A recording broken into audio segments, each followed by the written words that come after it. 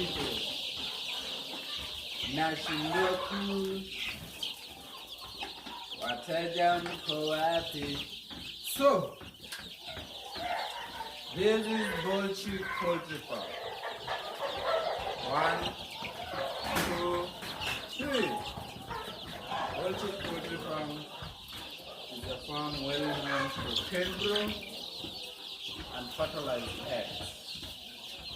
But right now the birds you're seeing in front of you is a diversity that BOLDCHICK is trying out. This is commercial pure layers known as Easter Brown,